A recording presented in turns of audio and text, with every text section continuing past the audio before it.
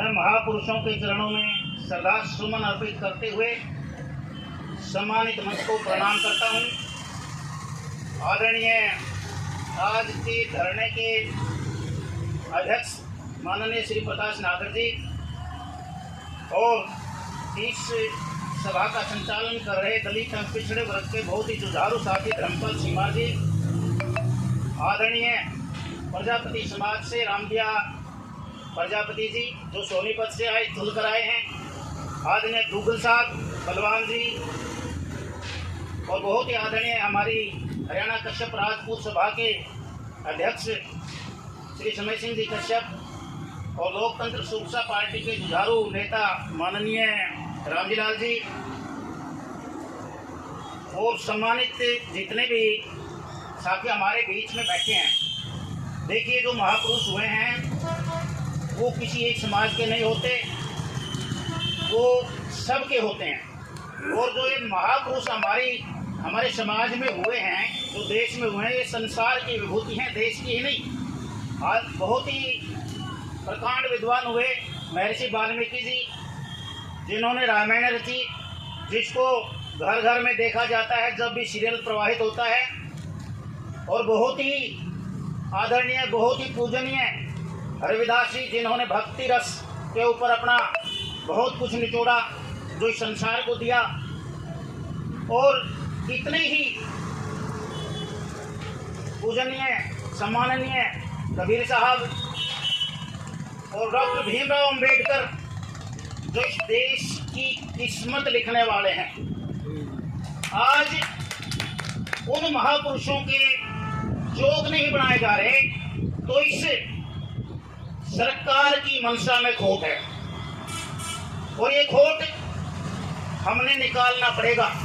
देखिए, ये जो समाज है ये राजा रहा है, पिछड़ा वर्ग और दलित वर्ग है, बड़े राजा हुए इनमें। लेकिन आज ये किस जगह पर है? ये आज मांगने चले हैं। आज हम यहाँ क्यों बैठे हैं? क्योंकि हमारा राज नहीं है, हमने अपना राज खो दिया। वो खो दिया कैसे? हमारे कुछ भाई वो मिल जाते हैं, कुछ पैसे मिल जाते हैं, कुछ डरकर वोट दे देते हैं। एक चाबी डॉक्टर भीमराव अंबेडकर ने दी हमें। चाबी किसकी? राजनीति की चाबी। उस राजनीति की चाबी को हमने दूसरे के हाथों में सौंप दिया है। जो विडंबना हमारे लिए। यदि हम राजनीति के अंदर अपना वर्चस्व बढ़ाएंगे तो जब जाके हमें मान और प्रतिष्ठा मिलेगी। और जो ये चौक की बात करते हैं, अरे देखिए, मायावती जी ने कितना बड़ा पार्क लखनऊ में बना दिया। कैसे बना? वो एक हाथी, उसमें करोड़ करोड़ रुपए का। और ये चौक हमारे 40-40 हजार में इशू कर रहे। लेकिन आप में जब दम होगा, राज होगा आपका, आप पता नहीं कितने चौक बना देंगे, कितने पार्क बना देंगे, कितने भीमराव अम्बेडकर के नाम के झंडे कट जाएंगे। और मैं कहता हूं कि जो ये उदाहरण दिया जा रहा है, ये ऐसी समाज के साथ हम सब कुछ साथ है, लेकिन इसको थोड़ा सा और हम यदि सुधार दे दें। SC BC समाज एकता जिंदाबाद। देखिए, यहाँ पर मेरा सुझाव है, चौक जितने हैं तो हमारे महापुरुषों के लंबित पड़े हैं।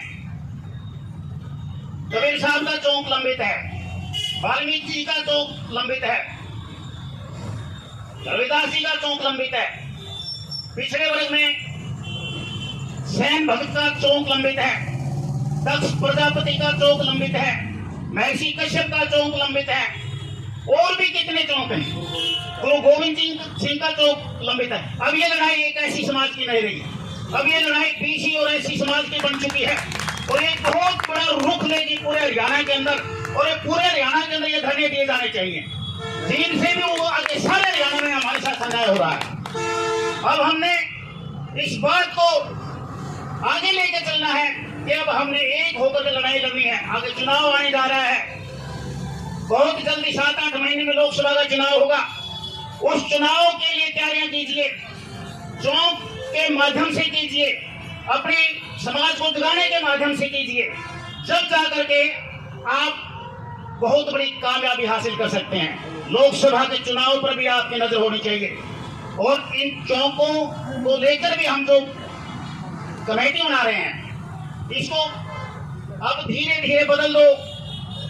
शेड्यूल कास्ट और बैकवर्ड क्लास SC BC समाज के नाम से एक प्लेटफॉर्म बनाओ जो चौक से लेकर अपने रोटी तक की लड़ाई लड़े, अपनी राजनीति की लड़ाई लड़े। ये हमने सोचकर चलना पड़ेगा। अब मैं ज्यादा समय न लेता हुआ एक नारा बुलंद करना चाहता हूं। मैं कहूंगा कमाने वाला, आप कहिए खाएगा।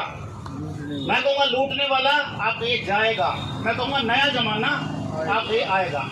कमाने वाला आएगा, कमाने वाला आएगा, नया जमाना आएगा, नया जमाना आएगा, लूटने वाला जाएगा, लूटने वाला जाएगा। मैं कहता हूं बीजेपी सरकार